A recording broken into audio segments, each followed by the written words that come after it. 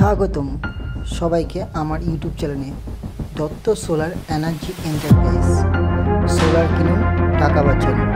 Address Raiganj পূর্ব Collegepara, municipality পার্কের সামনে। তো এখানে যা সোলার দেখানো হচ্ছে, এখানে 3 কিলো সোলার সিস্টেম লাগানো আছে, যেটা অফ গ্রিড, ঠিক আছে। আর এখানে 325 ওয়াটের একটা প্যানেল, যেটা আমার কাছে বর্তমানে খোলা আছে। এটা ওল্ড প্যানেল, ঠিক আছে।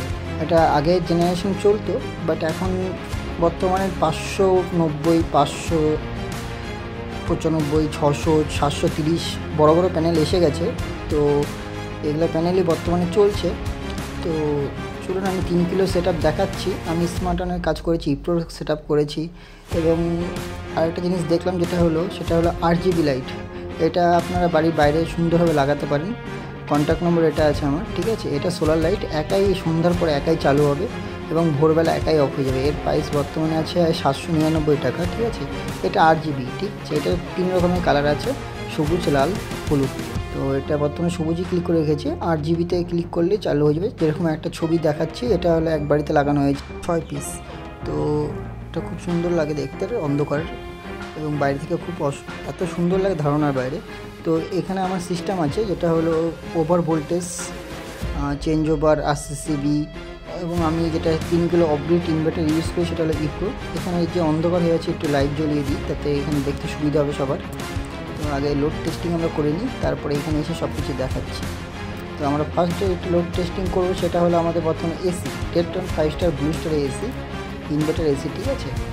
তো আমরা এসি চলিয়েছি এবং একটা রড লাইট দেওয়া আছে 25 ওয়াটের। একটা BLDC ফ্যান চলিয়ে দিলাম, যেটা ম্যাক্সিমাম 35 ওয়াট ক্যাপাসিটি নেয়। তো নেক্সট অন্য ঘরে আসছি। তো এখানে বর্তমানে এসে আমি একটা ফ্যান, যেটা BLDC ফ্যান নয়, এটা নর্মাল ফ্যান, যেটা আমাদের 75 ওয়াট কনজিউম করে। এবং লাইট মোটামুটি 40 ওয়াটের মতো উঠিয়ে দিয়েছি।